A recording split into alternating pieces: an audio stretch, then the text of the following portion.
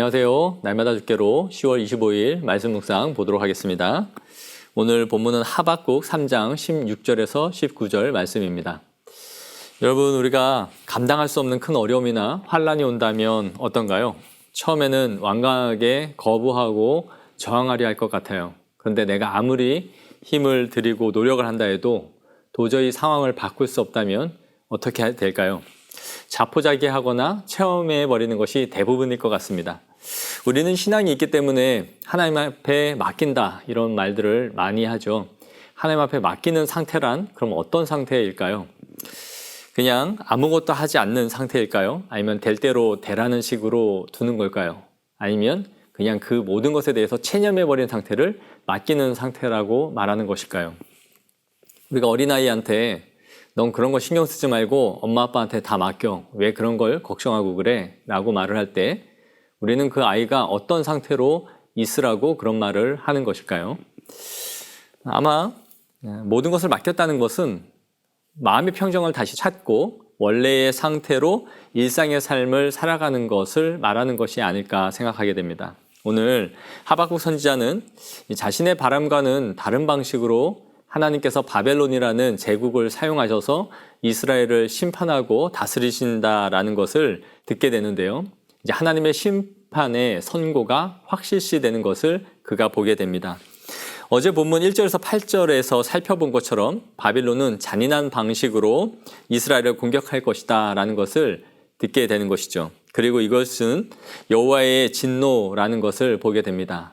우리 어제 본문이지만 8절에서 9절을 다시 한번 보겠습니다. 여호와여 주께서 말을 타시며 구원의 병거를 모으시오니 강대를 분이 여기심이니까 강대를 노여워하심이니까 바다를 향하여 성내심이니까 주께서 활을 꺼내시고 화살을 바로 쏘셨나이다. 주께서 강들로 땅을 쪼개셨나이다. 하나님의 진노의 활이 얼마나 무섭게 이스라엘에게 미치고 있는지를 보여주고 있는 것이죠. 이것을 듣게 된 선지자의 마음이 완전히 무너져 내렸을 것입니다.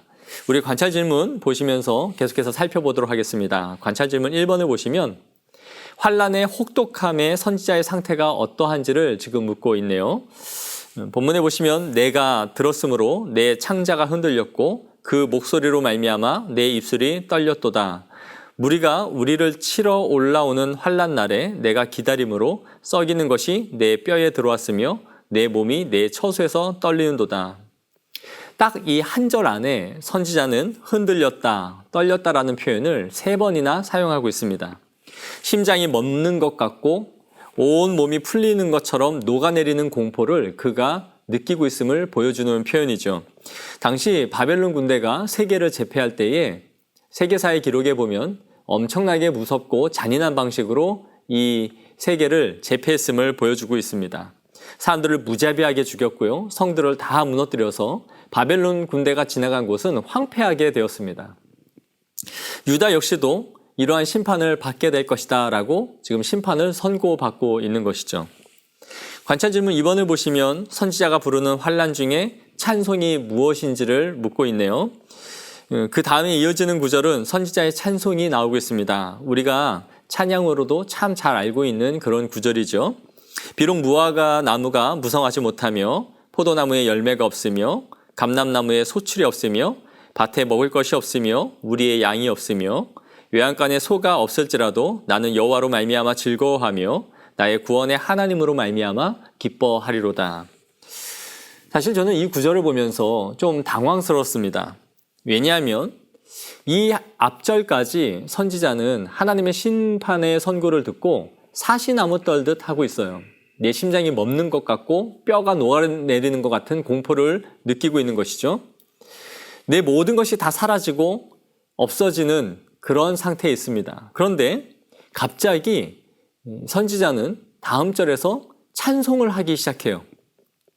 나의 모든 것이 없어지고 포도나무에 열매가 없고 무화과 나무가 무성하지 못하고 심지어 밭에 먹을 것이 다 없어진다 할지라도 나는 오직 여호와 하나님 한 분만으로 인하여 즐거워할 것입니다. 기뻐할 것입니다. 라는 고백이죠.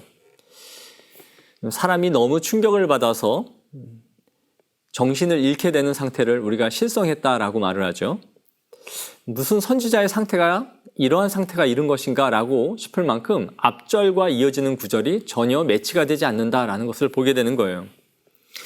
선지자가 너무 충격을 받아서 떨다가 이성을 잃고 지금은 웃고 찬양하고 있는 것인가 라는 생각이 들 정도입니다.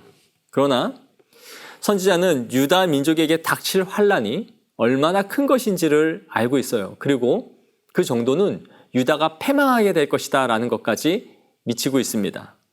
그러나 이스라엘에게 이러한 일이 일어난다 할지라도 이 모든 일이 하나님의 손을 벗어나서 일어나고 있는 것은 아니기에 이러한 환란조차도 하나님의 주권 가운데서 일어나고 있음을 선지자가 깨닫고 고백하게 되는 것이죠.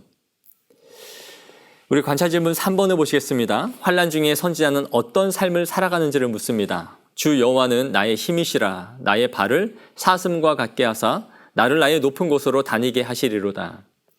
앞에 16절에 말한 고백과 정확하게 대조를 이루고 있는 구절입니다. 16절에 선지자는 뭐라고 말했습니까? 내 뼈와 몸이 떨렸다라고 표현을 했는데 지금 선지자는 여호와가 나의 힘이시다라고 고백을 해요. 내 뼈가 떨렸는데 지금은 나의 발이 사슴과 같이 높은 곳을 뛰어다니게 하신다라고 말하는 것이죠. 무너졌던 선지자가 하나님을 다시 신실하게 붙잡았을 때에 자신이 새 힘을 얻고 있음을 고백하는 것입니다. 오늘 이 말씀을 우리가 묵상하고 적용해 보길 원해요. 하박국 선지자는 현실적으로는 도저히 돌이킬 수 없는 하나님의 심판을 보게 되지만 그로 인하여 낙심하거나 좌절하지는 않습니다. 상황이 조금도 변하지 않고 하나님의 예견된 방식으로 바벨론을 통하여 유다가 결국 심판을 받아 무너지게 되겠지만 이 모든 것이 하나님의 주권 가운데 이루어지고 있음을 고백하고 있는 것이죠.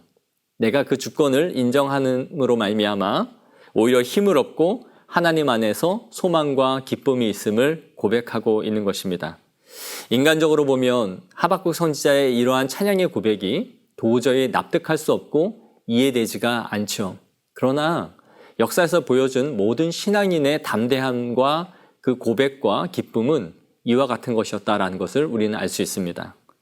사랑하는 성도 여러분, 우리 그리스도인은 오직 주님의 손 안에 머물고 있습니다. 환난이나 고통이나 심지어 개인의 죽음까지도 우리는 주님의 품 안에서 이 모든 일이 일어나고 있음을 믿고 있습니다.